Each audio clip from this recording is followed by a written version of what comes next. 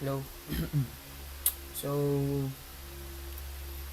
good morning everyone, good afternoon, good evening.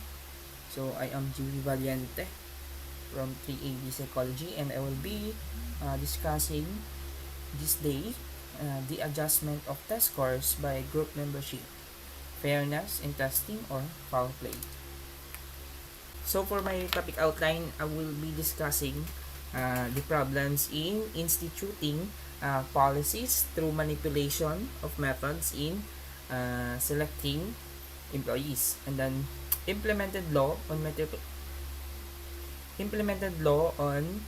manipulation of methods in selecting employees, and then views on the implementation of the law.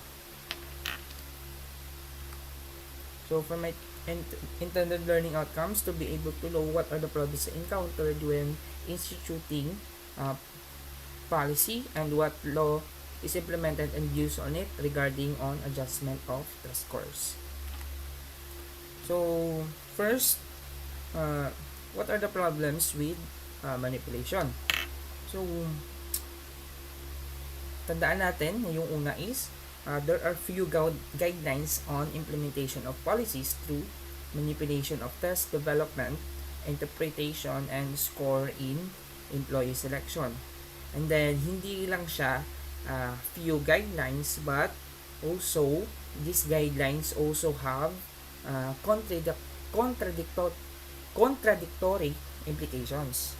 So, hindi lang siya few, no? Hindi lang siya maliit na guidelines or maliit lang yung number ng guidelines, kundi meron din siyang mga contradictory implications or yung hindi pagkatugma-tugma na problem. So for example, although disparate impact is unlawful, using unbiased and valid selection procedures virtually guarantees disparate impact.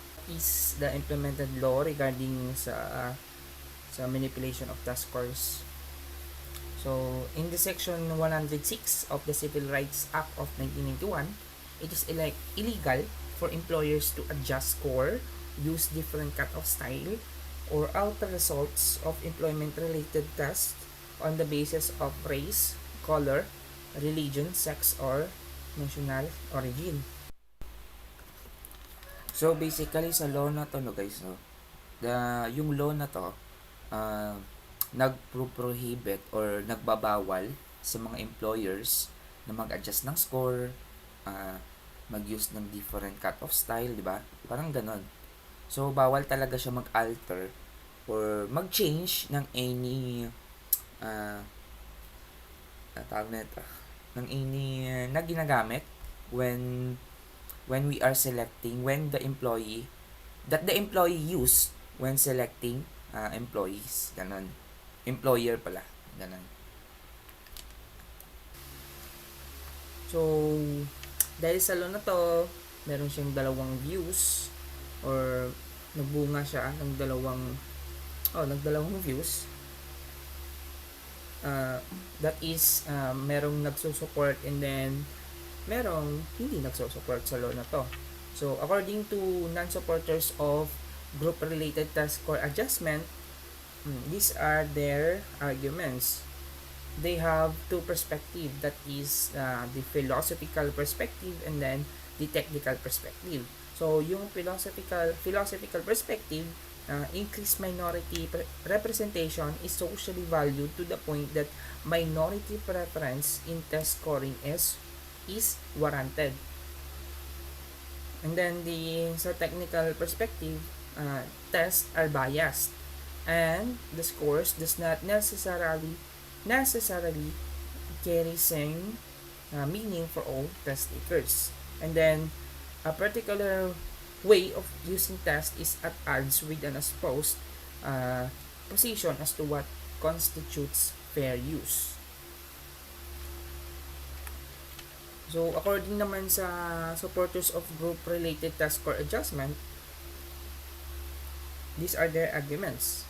So, the adjustment of test scores daw will lead to preferential treatment of certain groups. So, meaning, kung i-adjust daw yung mga scores, it may lead to mas pinipili yung isang group kaysa dun sa isang group. Parang ganon.